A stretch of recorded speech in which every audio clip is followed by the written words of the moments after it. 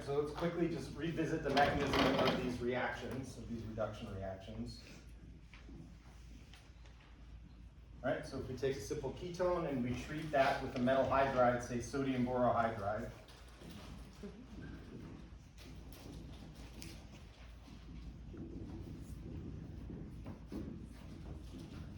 we're going to deliver a hydride to the carbonyl carbon, break the carbon-oxygen pi bond.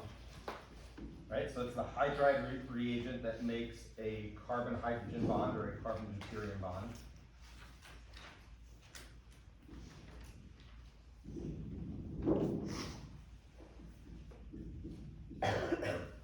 Right, and then if we use an alcoholic solvent in this reaction, then it's the hydrogen or the proton from the alcohol that gets attached to the oxygen. Right, so if we know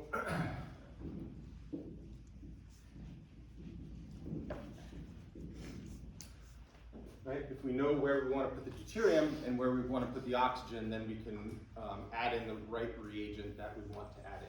All right, so if we want, in this case, if we want to add a deuterium to the carbon, we want to make the carbon-deuterium bond, then we would use the reagent NABD4, right, because it's the deuterium or the hydrogen from this borohydride that adds to the carbon.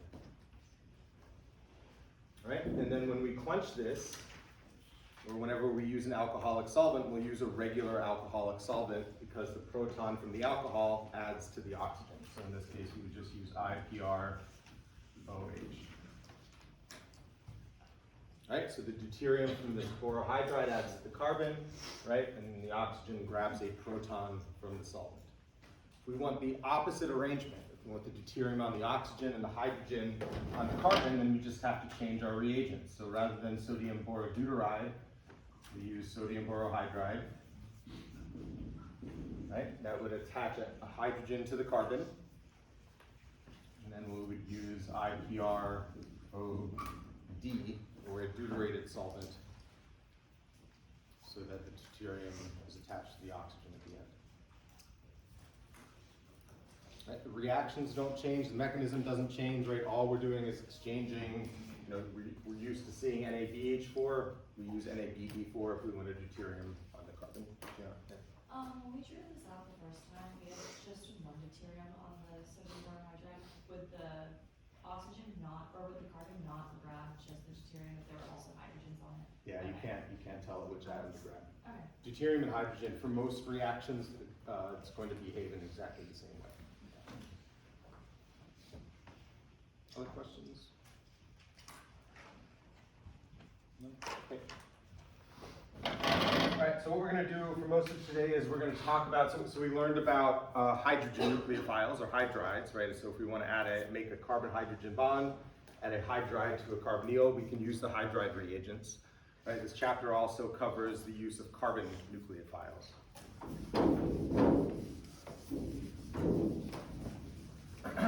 So that's what we're going to focus on for most of today.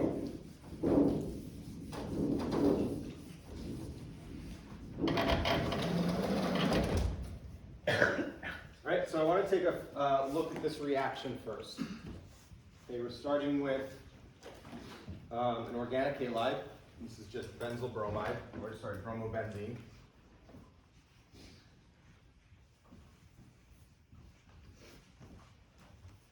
Right, and what we're going to do with that bromobenzene is we're going to dissolve it in THF, so tetrahydrofuran, and then we're going to add magnesium metal. And this is just magnesium 0, so the oxidation state is 0.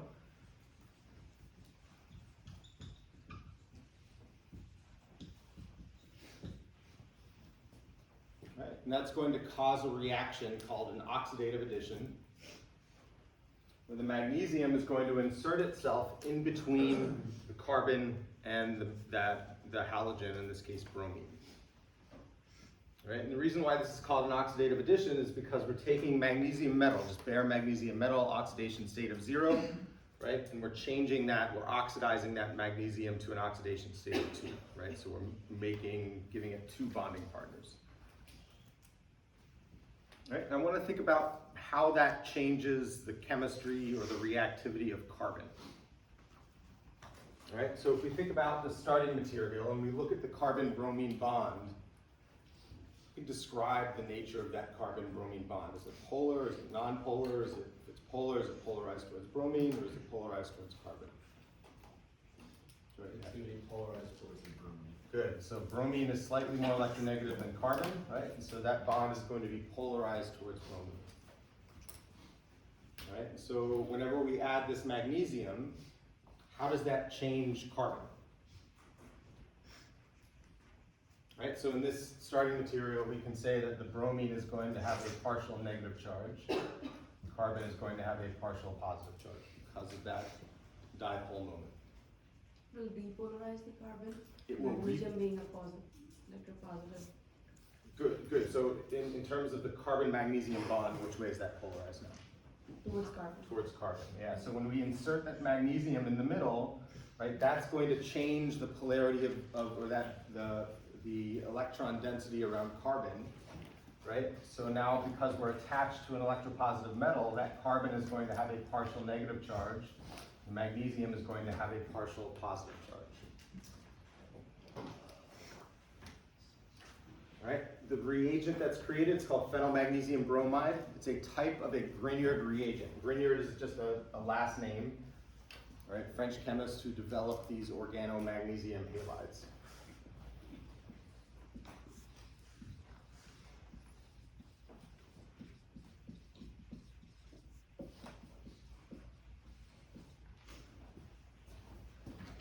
All right, and it's that change in polarity or change in electron density around carbon that basically allows the formation of a carbon nucleophile.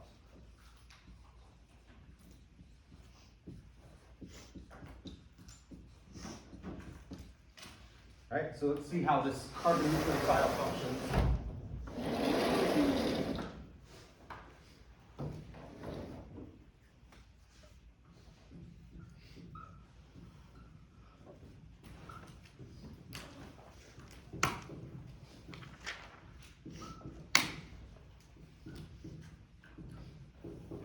Okay, first of all, this makes Grignard reagents really, really basic. Right? So if we were to take that phenylmagnesium bromide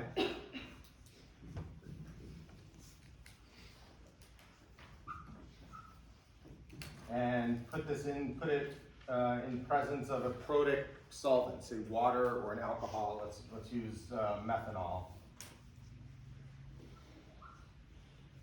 All right, what's going to happen is that Grignard reagent is going to deprotonate the alcohol.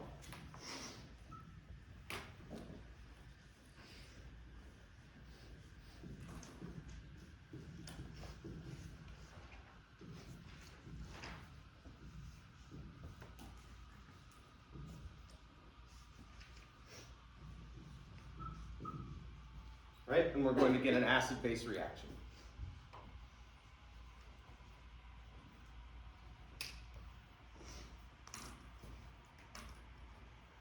Right, where the Grignard reagent just pulls a proton. It's the carbon atom that's nucleophilic. And this is really important, right? Because this is more or less the first example of a carbon base, right, or a carbon nucleophile that we've seen in this class. All right, and then this is the deprotonated alkoxide, the methoxide, right, and the magnesium bromide counter ion is just balancing the negative charge.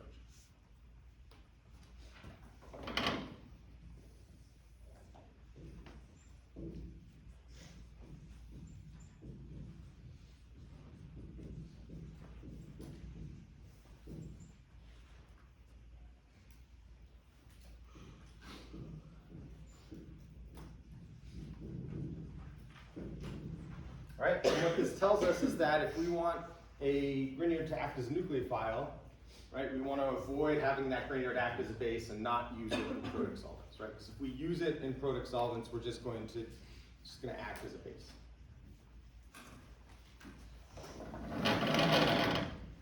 All right, so let's see how it functions in a more useful manner.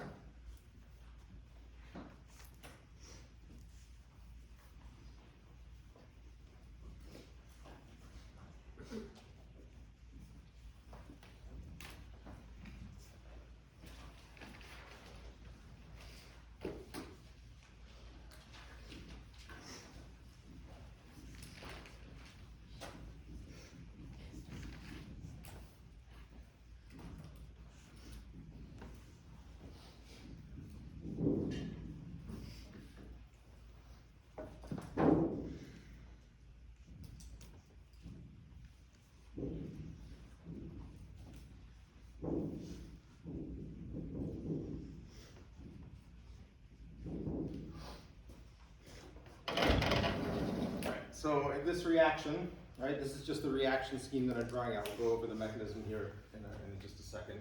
All right, so we're starting with a ketone. Right, and what functional group are we ending with? What are we making this? Alcohol. Alcohol. Do you know what kind of alcohol? Primary, secondary, tertiary?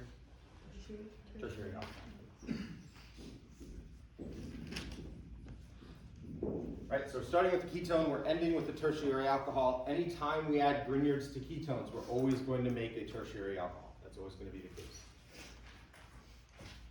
Right, you can see this reaction is 2 steps. Right, and when I draw this out, when I write out this reaction scheme, I have to indicate that it's a 2-step reaction.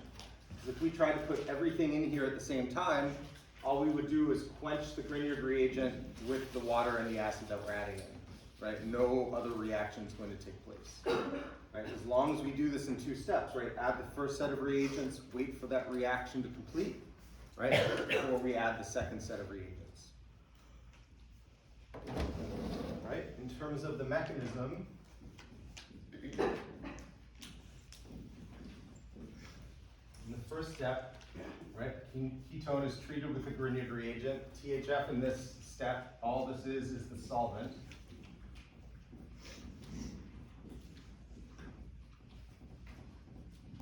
Right, we're typically using ethereal solvents for this reaction. So once we put the phenylmagnesium bromide in, it's going to add to carbonyl.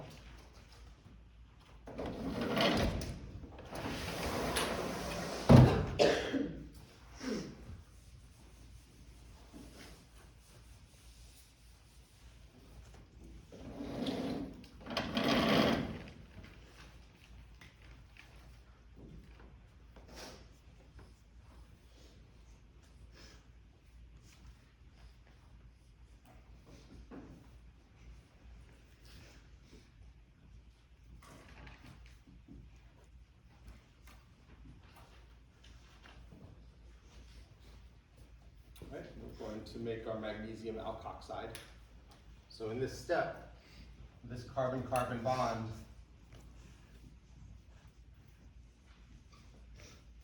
was the bond that was made in the reaction. Right, all the other atoms in that molecule are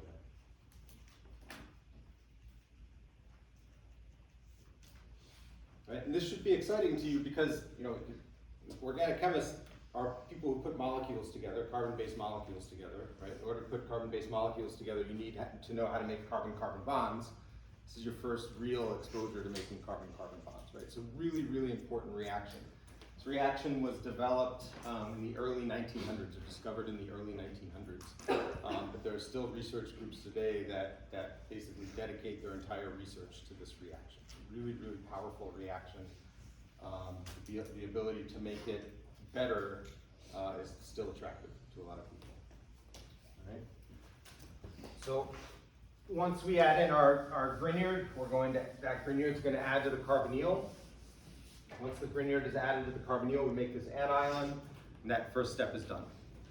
Right? Nothing else is going to happen to this until we add in the quench, the second step, quench, which is just something we do to basic reactions to work them up, right? So we need to protonate that oxygen. The second step is an acid, so the acid is just there to protonate the oxygen at the end.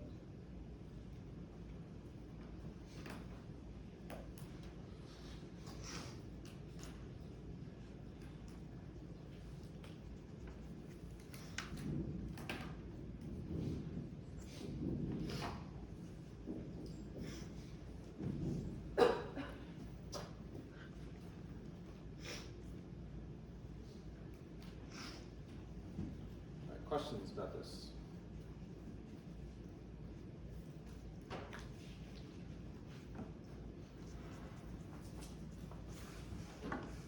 Right.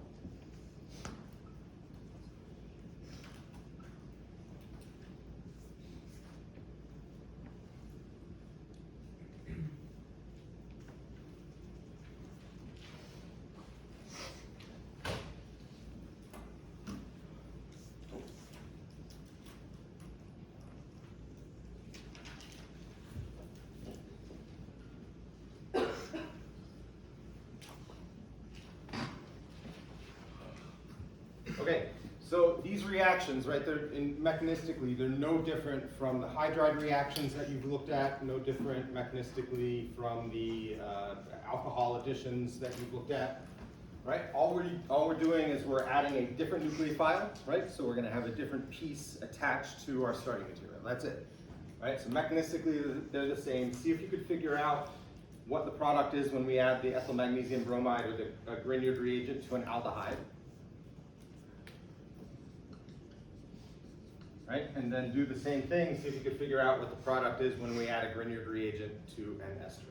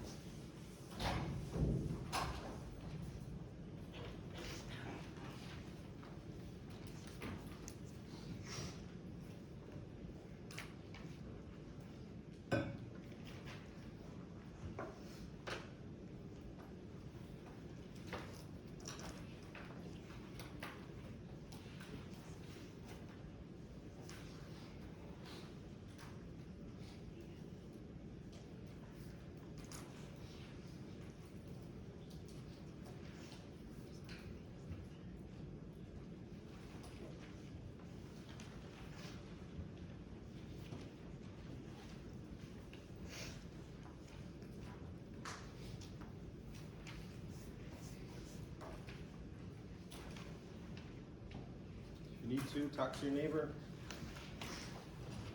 Make sure you're on the right track.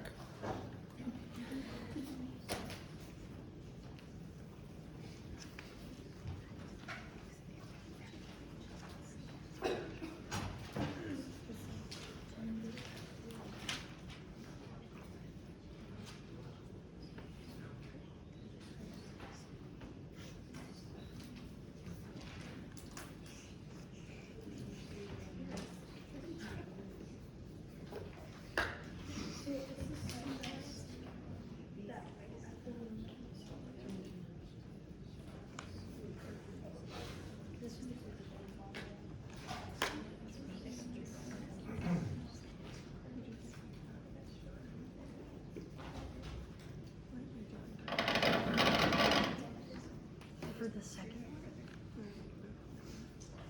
The first one? That's what I got. I got a tertiary.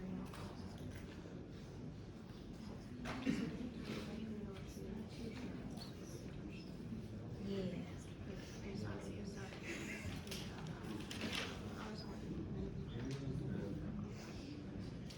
Probably the same. Usually, I've noticed we group alcohol and ketones together.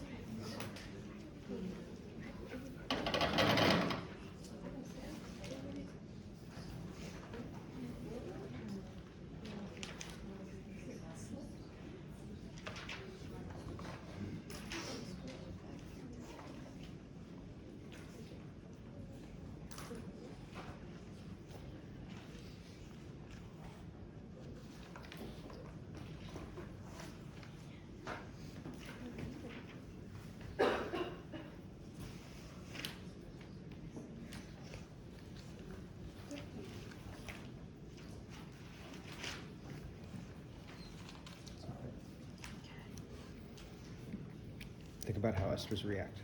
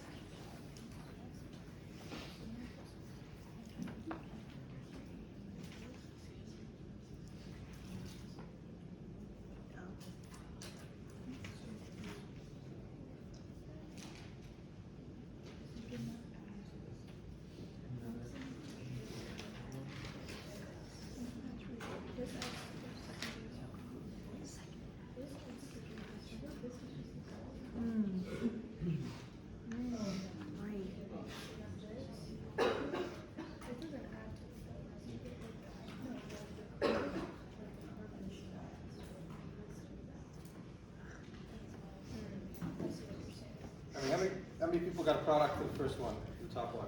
Good. How many people got a product for the second one? Okay. How many people want more time? Just another minute or two. Okay.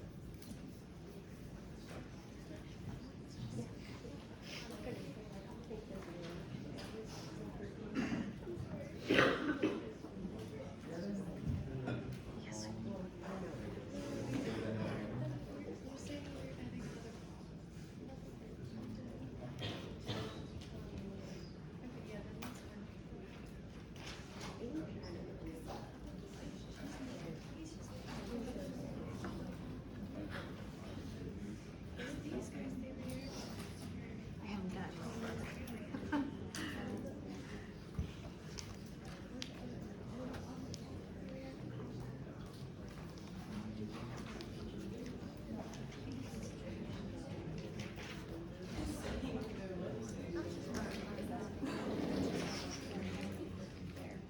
Yeah, I think that makes sense. It's wrong. It's not split. It's split apart. And then you end up with, isn't there another OH? I was thinking that too. It might be, I think it comes off of here. So it would just be OH and that's what I'm thinking. Because it starts split.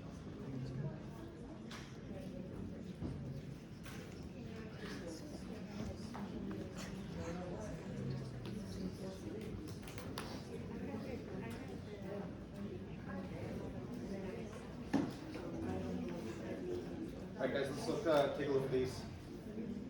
Okay, so just walking around the front row, it looks like everybody was able to figure out this reaction, right? This is very similar to the reaction that we just drew out with the phenyl magnesium bromide, right? Simply adding an aldehyde and an alkyl magnesium bromide. So mechanistically, we would show the addition of the Grignard to the carbonyl, breaking of the carbon-oxygen pi bond.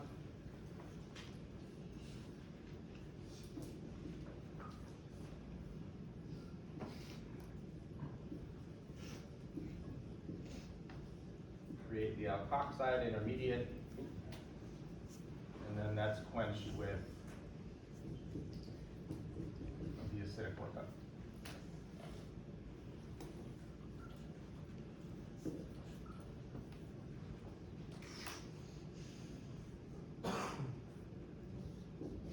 Okay, and that's the product that we get from the reaction. Okay, so in this reaction, right here is the carbon-carbon bond.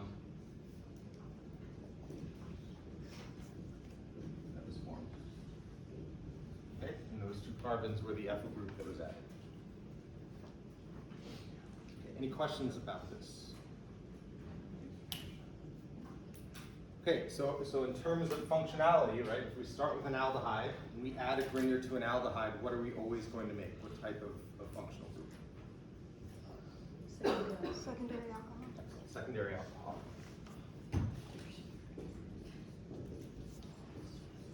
Right, so addition of Grignards to ketones provides tertiary alcohols. Addition of Grignards to aldehydes provides secondary alcohols. Right? Any questions? Okay. Again, mechanistically, no different from hydride addition, right, or from alcohol addition. Right? We're drawing the same arrows, we're just changing up the nucleophile a little bit. Okay. An ester with a Grignard reagent. So first step is going to be the same. We're going to take the allyl magnesium bromide, in this case, add it to the ester, pop open that carbonyl.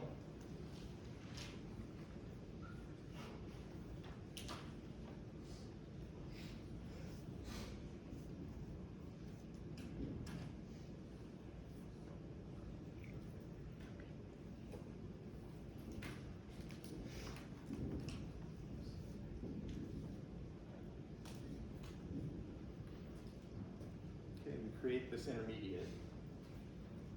So thinking about all of the other mechanisms where we've added nucleophiles to esters, what's the second step of that mechanism?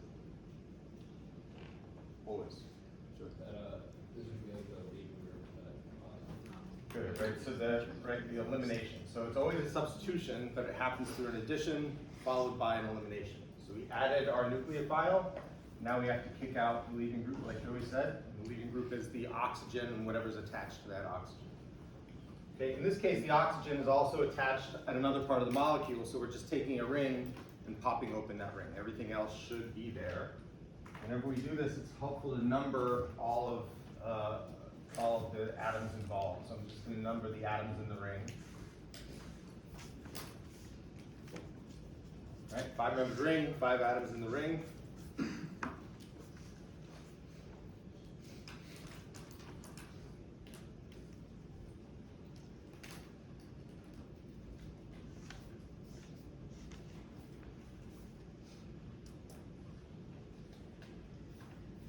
Right, so I just create a 5-atom chain. I know atom 5 is an oxygen. Right, so I'll replace carbon 5 with an oxygen 5. Right, and that oxygen is going to have a negative charge on it.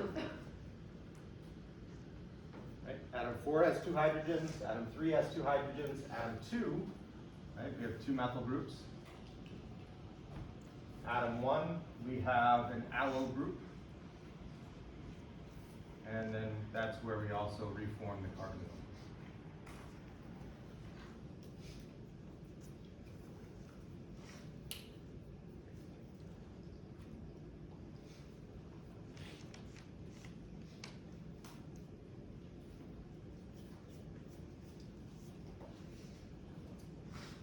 Right, so is the reaction done? How many people think the reaction's done? Landon? I didn't think so. Okay, why? I mean, I was thinking it was going to be like looking kind of like a carboxylic acid, like we're going to protonate the oxygen. So we will protonate the oxygen, right? So you can see that at the second step of this reaction, I've shown you protic reagents or acidic reagents that can protonate anything that's basic, right? My question is the reaction, you know, if we just have the first set of reagents in here, is the reaction going to stop at this point? I think the illegal magnesium bromide react with the carbonyl there on carbon 1. Yeah, why would that be likely? They did it before.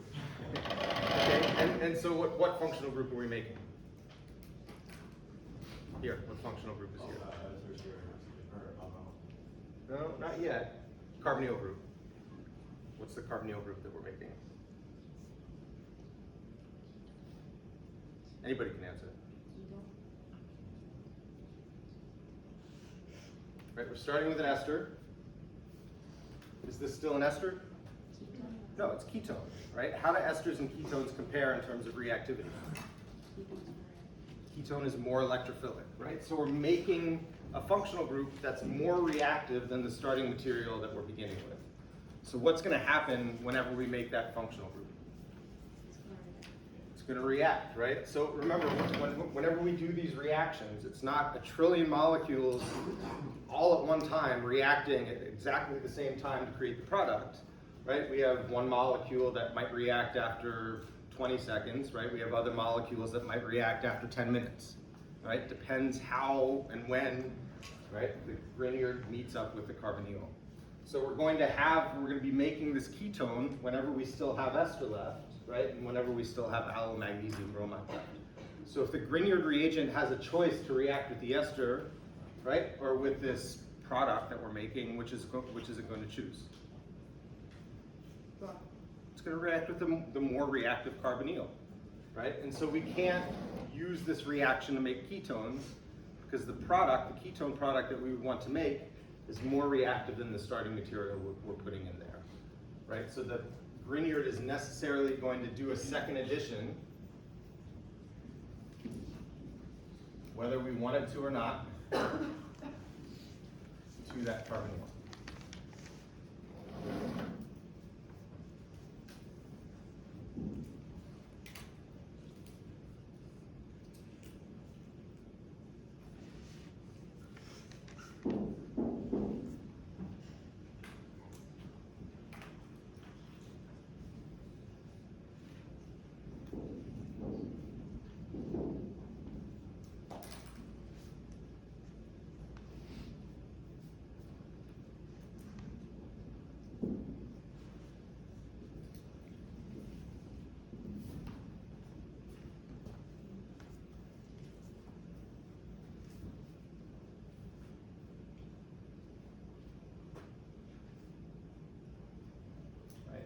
this point, that first set of reagents is done reacting, right? There's no other carbonyl, there's no other electrophilic center for the Grignard to add to. And so we can do our product quench. And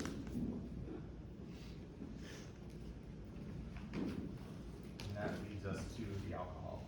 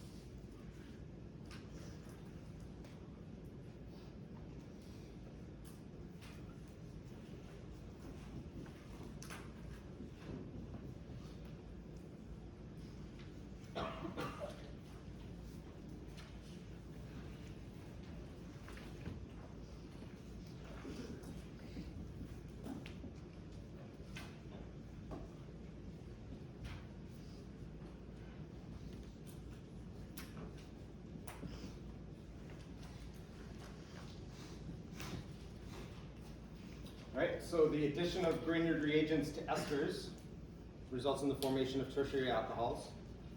Right, this is obviously a more complicated one because it's a lactone, right? So we also have to deal with the ring opening, right? Think about where all of the atoms are going to be. Okay, here's a simpler scheme, right, that shows a simpler ester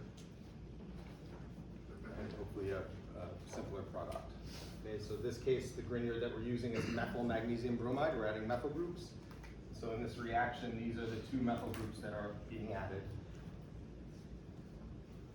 Right? Whenever we add Grignards to esters, how many equivalents of the Grignard do we need to add? Two.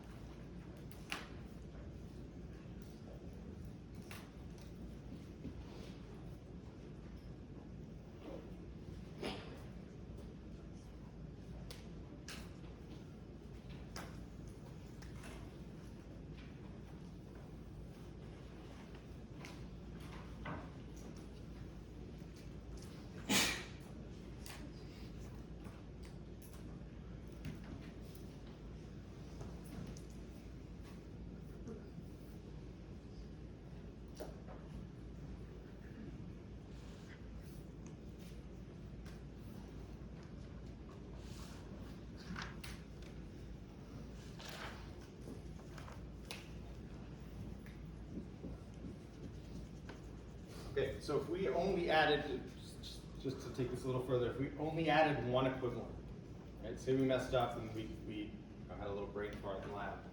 We only added one equivalent of the methyl magnesium bromide, right? And then we quenched. What would happen? What would we form in this reaction? What if we formed just the intermediate? Nope. We would probably see none of this intermediate.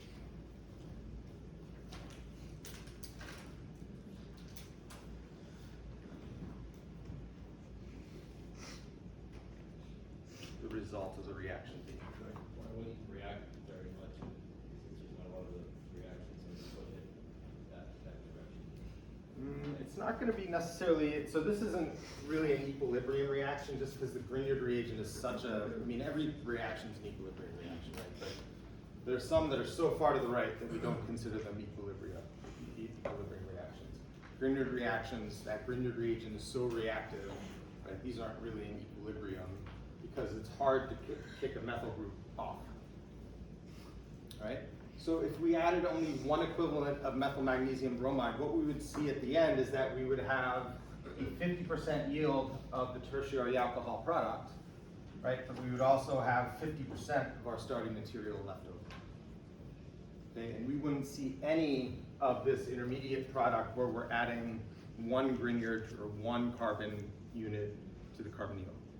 Right? And that's because, again, the product that we're making, this ketone product that we're making, is way more electrophilic than the ester that we're starting with. So anytime we make this, if the Grignard reagent has a choice to add to the ketone, right, or add to the ester, it's going to add to the ketone. So whenever we make that ketone, it's going to react right away, right? Which is why we don't see any of it in this reaction.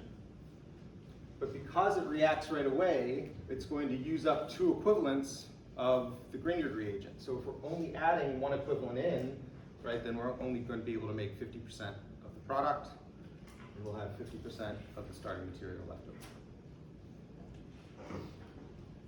Okay? We can't tell the Grignard reagent which carbonyl we want it to add to, right? It's going to just react with the most reactive thing in the reaction class.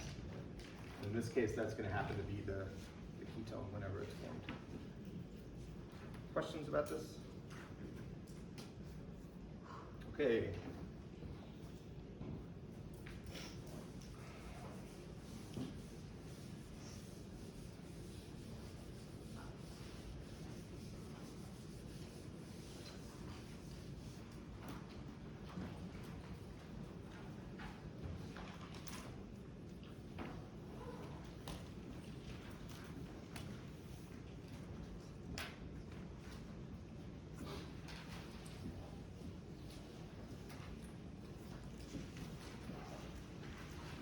All right, you can make ketones using Grignard reagents, but you have to use a special functional group.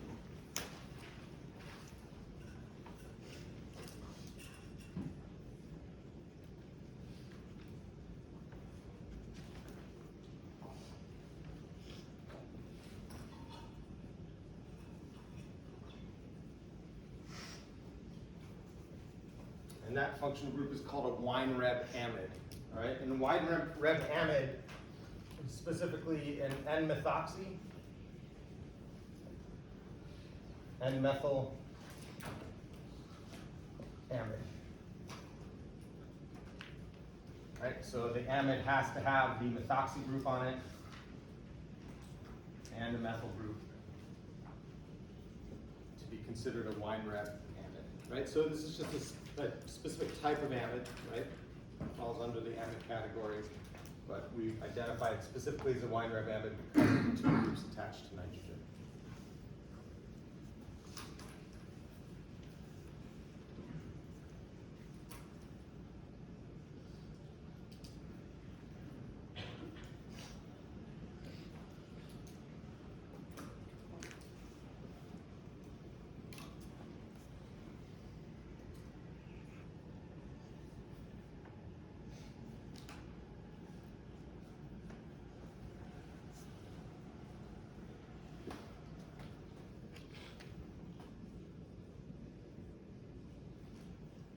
Right? And this functional group, this specific functional group, allows us to make ketones from carboxylic acid derivatives.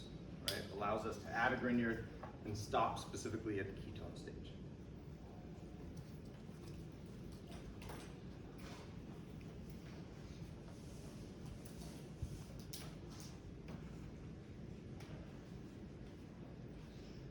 Right? So the way this works mechanistically, not much different from what we've seen. So the Grignard will add to the carbonyl, break the carbon-oxygen pi bond.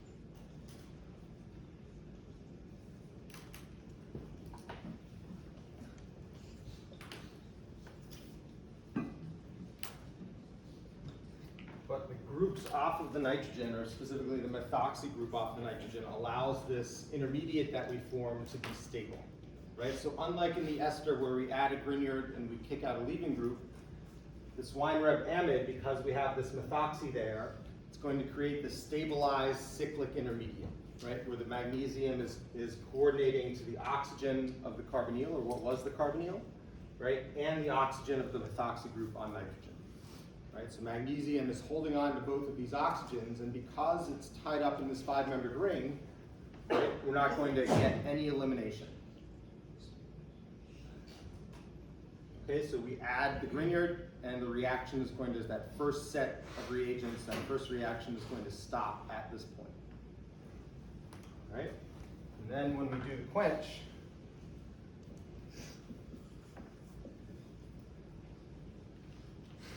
right, that's going to fall apart. We're going to be able to protonate the nitrogen, kick out that leaving group, and then that leads to the ketone.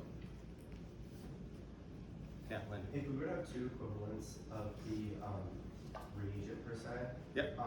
would that consider like pushing the ketone towards the Two equivalents is, it's not going to do anything, right? Because we add the first equivalent and it stops here. This intermediate, right, unlike the ketone that we made before, this intermediate has no electrophilic center, right? So that second equivalent doesn't have anywhere to add. And because this is stabilized, it's going to just sit like this until we add in the aqueous acid, and then it's going to fall apart and break down. What would that quench look like? Like, what were you saying? We Like, protonate the nitrogen, okay. so electrons from oxygen fall down, kick out the amine. Anything else? All right, I'll see you guys Wednesday. Or actually, I'll see you tomorrow for lab.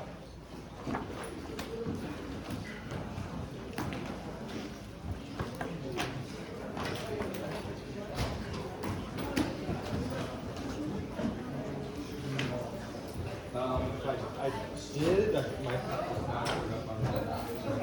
I should hear that. yeah.